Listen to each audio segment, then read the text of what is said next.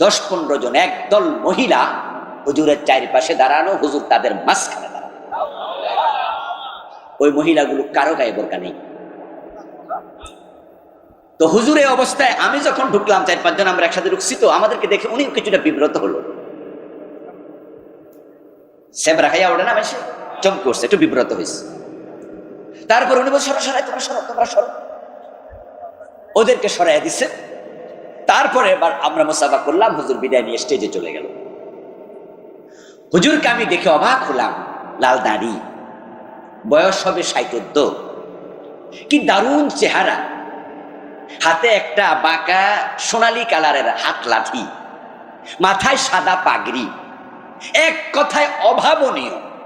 যদি আমি হুজুর কই মহিলা পরিবেষ্টিত অবস্থায় সেদিন না দেখে রাস্তায় সাক্ষাৎ হতো, প্রথম নজরে আমিও ভাবতাম কোন ফেরেশতা আসমান থেকে নেমে আসলো কিনা। কিন্তু আমি যে অবস্থায় দেখেছি, এই টুপিওয়ালা পাগড়িওয়ালা ফেরেশতা, তাকে আমার আস্তা ইবলিশ মনে। 10-15 জন একদল মহিলা হুজুরের চারপাশে দাঁড়ানো, হুজুর তাদের মাঝখানে দাঁড়ানো। ওই মহিলাগুলো কারো গায়ে বোরকা নেই।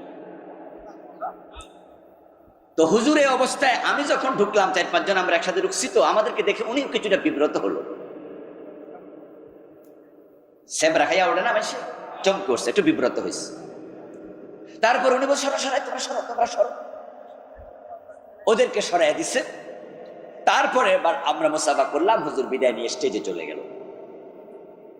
হুজুরকে আমি দেখে অবাক হলাম, লাল দাড়ি, বয়স হবে 60-70, কি দারুণ চেহারা, হাতে একটা বাঁকা সোনালী কালারের হাত লাঠি, মাথায় সাদা পাগড়ি, এক কথায় অভাবনীয়।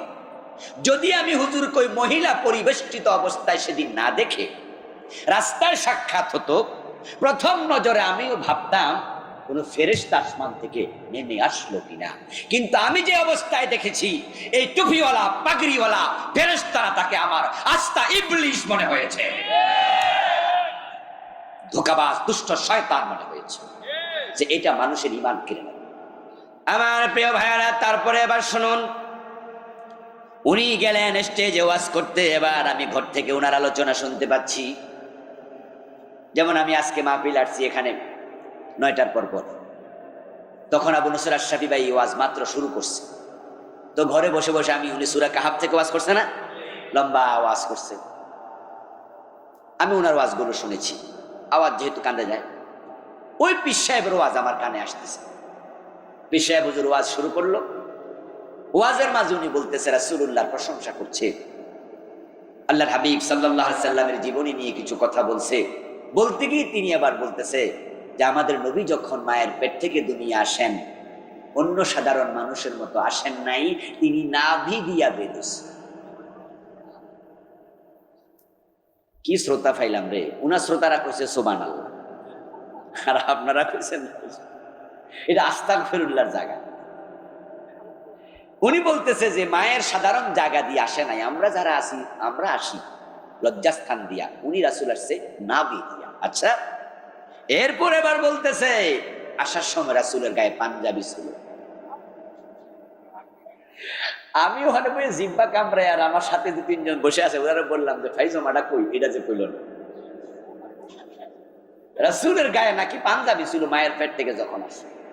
কারণ যদি উনি অন্য অন্য বাচ্চাদের মতো আসে কাপড় ছাড়া, রাসূলের দাম কমে যাবে। তো তিনি তো মহামানব, এর জন্য উনারা কি গাদ দেওয়া হয়েছে। তবে পাঞ্জাবি